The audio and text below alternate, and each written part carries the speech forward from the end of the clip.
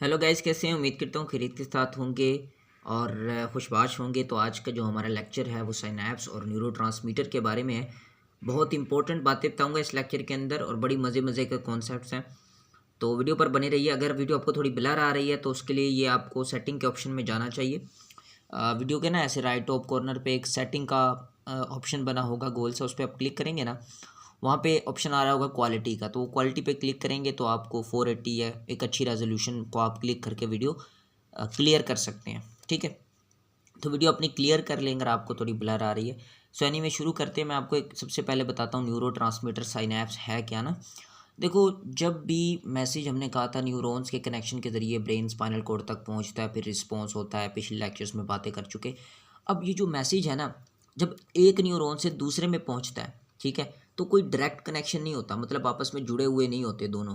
ठीक है, यानी दोनों न्यूरॉन्स के सेल आपस में जुड़े हुए नहीं होते। तो उसमें एक माइक्रोस्कोपिक गैप होता है, एक स्पेस होती है। ठीक है, तो वो जगह जहाँ पे आपके पास नर्व इम्पल्स एक न्यूरॉन से दूसरे में जा रही है, वो एरिया, उसको आप साइनैप्स कहते हो। ठीक है, तो अभी हम इसको डिटेल में इंशाल्लाह डिस्कस करेंगे। मैं आपको एक डायग्राम की तरफ सबसे पहले लेके जाता हूँ, इन तमाम बातों को वहीं पर ही समझा दूंगा आपको। तो पहले मैं आपको लेके जाता हूँ डायग्राम की तरफ। बड़ी ज़बरदस्त डायग्राम है, वहाँ से आपका कॉन्सेप्ट क्रिस्टल क्लियर हो जाएगा। तो ये रही हमारी डायग्राम। अब यहाँ पे आपको दो न्यूरॉन के सेल्स नज़र आ रहे हैं, सही है। एक ये वाला है और दूसरा ये वाला है। देखिए, ये जो न्यूरॉन का सेल आपको नज़र आ रहा है, ये आपको पता है डेंड्राइट्स होती हैं जो ब्रांचेस निकली हैं। ये आपकी सोमा या सेल बॉडी है और ये एक्सोन निकल रहा है बड़ा सा। ठीक है, इसको हम लोगों ने डिस्कस कर लिया था प्रीवियस लेक्चर में। अब एक्सोन्स के टर्मिनल्स देखें आप, यहाँ से एक्सोन एंड कर रहा है, ये आपके पास क्या निकल रही है, ब्रांचिंग हो रही है। तो ये जो ब्रांचिंग आपकी हो रही है एक न्यूरॉन के एक्सोन की तरफ, यहाँ पे आपको ये डॉटेड डॉटेड एरिया नोब सी नज़र आ रही हैं। ठीक है, इनको हम बोलते हैं साइनेप्टिक नोब, या इनका दूसरा नाम क्या होता है, जो ब्लैक ब्लैक आपको मैं दिखा रहा हूँ, इनको हम टर्मिनल बटन्स कहते हैं। ठीक हो गया। और इसके बिल्कुल साथ ग्रीन में ये दूसरा न्यूरॉन है, उसका डेंड्राइट है, जो इस इम्पल्स को जो कि इस न्यूरॉन के पास है उसे रिसीव करेगा। ये पीछे उसकी सोमा या सेल बॉडी और ये आपका एक्सोन है। अब जनाब देखें, ये देखें, ये जितने भी है ना, ये डायरेक्टली कनेक्ट नहीं, इनके दरमियान में स्पेस प्रेजेंट होती है, उसे ही साइनैप्स कहते हैं। अब मैं एक इस साइनेप्टिक नोब को लेता हूँ और आपके लिए मैं इसे ड्रा करता हूँ यहाँ पे। तो टाइम बचे इसलिए मैंने ऑलरेडी ड्रा की है। तो अब ये जो एक साइनेप्टिक नोब है और डेंड्राइट, इनके दरमियान में इम्पल्स की जो ट्रांसफ़र होगी, उन्हें हम थोड़ा सा माइक्रोस्कोपिक लेवल पर ज़रा डीप जाके देख लेते हैं। सही है। अब ये देखें, ये एक मैंने लिया साइनेप्टिक नोब और दूसरा डेंड्राइट का आपके पास वो है, डेंड्राइट है एक। तो डेंड्रॉन, इसके साथ आपके पास इम्पल्स अब ट्रांसमिट कैसे होगी इससे, इन दोनों के बीच में। अब देखें, ये आपके पास मैंने बना दी एक साइनेप्टिक नोब, ये आपके पास साइनेप्टिक नोब है, सही है। ये जो एरिया सारा ब्लैक सा, और ये येलो पार्ट जो आपको दिख रहा है, दिस इज डेंड्राइट, सही है। अब हम देखेंगे, ये आपके पास जो गोल गोल एरिया ग्रीन में मैंने बनाया, this is called synaptic vesicles. ठीक है, ये वेजिकल्स प्रेजेंट होती हैं साइनेप्टिक आपके पास नोब के अंदर, वेजिकल्स प्रेजेंट होती हैं, सही है। और इसकी जो मेम्ब्रेन होती है, ठीक है, ये मेम्ब्रेन इसके प्री साइनेप्टिक मेम्ब्रेन कहते हैं। जानते क्यों? क्योंकि ये सारा एरिया क्या है, साइनैप्स। तो साइनैप्स से पहले जो मेम्ब्रेन आ रही है उसे प्री साइनेप्टिक मेम्ब्रेन कह देंगे। इस वेजिकल्स के अंदर आपके न्यूरोट्रांसमीटर्स प्रेजेंट होते हैं। क्या प्रेजेंट होते हैं? न्यूरोट्रांसमीटर्स। ये जो न्यूरोट्रांसमीटर होते हैं ना भाईजान, ये आपके पास समझे मैसेज है। आपको मैसेज आया ना कि आपको किसी मच्छर ने काटा और ख़ारिश हुई, भी आप मतलब उस जगह पे अब ख़ारिश करने जा रहे हैं। फॉर एग्जांपल, आप उस जगह में ख़ारिश करने जा रहे हैं, आपको मच्छर ने काट दिया। तो अब ये जो मैसेज एक न्यूरॉन से दूसरे में, दूसरे से अल्टीमेट ब्रेन स्पाइनल कॉर्ड तक पहुंचना है, तो अभी एक से दूसरे में जा रहा है। अब देखें, साइनैप्स बन रही है और इसके अंदर ये जो मैसेज है, ये बेसिकली न्यूरोट्रांसमीटर है, ये एक केमिकल है। ठीक है, अब यहाँ पे आपके पास इसके अंदर वेजिकल्स के अंदर क्या प्रेजेंट है? न्यूरोट्रांसमीटर्स। उसके बाद हम आते हैं ज़रा इसके स्ट्रक्चर पे। ये आपका डेंड्राइट है, येलो वाला, ये जो निकली हुई है ब्रांचिंग, और इन डेंड्राइट्स के ऊपर रिसेप्टर्स है। हमने प्रीवियस वीडियो में देखा था भाई, रिसेप्टर्स प्रेजेंट होते हैं। मैंने सारी बातें आपके साथ कर दी थी वहाँ पे कि ये सारे रिसेप्टर्स का क्या रोल है, कौन कौन से होते हैं। तो अब रिसेप्टर्स यहाँ पे प्रेजेंट होते हैं।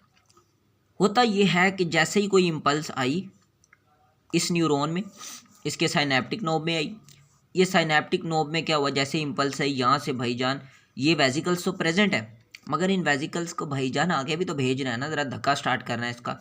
तो उसके लिए हम क्या करते हैं कि यहाँ से यहाँ पे आपके पास कैल्शियम गेटेड चैनल प्रेजेंट होते हैं। यहाँ पर क्या चीज़ प्रेजेंट होती है आपकी, कैल्शियम गेटेड चैनल्स प्रेजेंट होते हैं। यहाँ पे आपके पास कैल्शियम गेटेड चैनल होते हैं, ये ओपन हो जाते हैं, यहाँ से अंदर कैल्शियम मूव करना शुरू कर देता है, कैल्शियम आता जाता है अंदर, कैल्शियम आता जाता है। कैल्शियम आता है तो इन वेजिकल्स को क्या कर देता है, स्टिमुलेट कर देता है। ये वेजिकल्स जनाब इधर से धक्का स्टार्ट हो जाता है। अब यहाँ से वेजिकल्स मूव करती हैं, ये प्री सिनेप्टिक मेम्ब्रेन तक आती हैं, इसके साथ फ्यूज़ करती हैं, मिलती हैं और इसमें से रिलीज़ कर देती हैं न्यूरोट्रांसमीटर्स को। क्लियर होगी बात। न्यूरोट्रांसमीटर जनाब अब मैदान में आ गए हैं आपके पास। ये देखिए जो सारा आपका एरिया, इसको हम लोगों ने सिनेप्टिक लेफ्ट बोला हुआ है ना, ये आपके पास सिनेप्टिक लेफ्ट है। अब जब ये इस मैदान में आते हैं तो भाईजान आपको पता है कि इधर रिसेप्टर्स इनका इंतज़ार कर रहे होते हैं, सही है। ये आके जनाब रिसेप्टर के ऊपर लग जाते हैं न्यूरोट्रांसमीटर्स। क्लियर।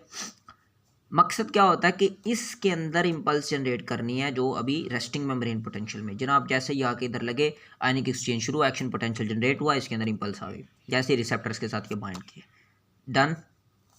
अब बेचारे बाइंड करके इम्पल्स तो आगे भेज चुके न्यूरोट्रांसमीटर, अब इनका क्या कसूर है, ये किधर जाएं, सही है। तो उसके लिए आप ये याद रखें कि 3 तरीक़ाकार होते हैं। न्यूरोट्रांसमीटर की किस्मत जो होती है वो 3 प्रोसेस के ऊपर इन्हसार कर रही होती है, मुनहसिर होती है।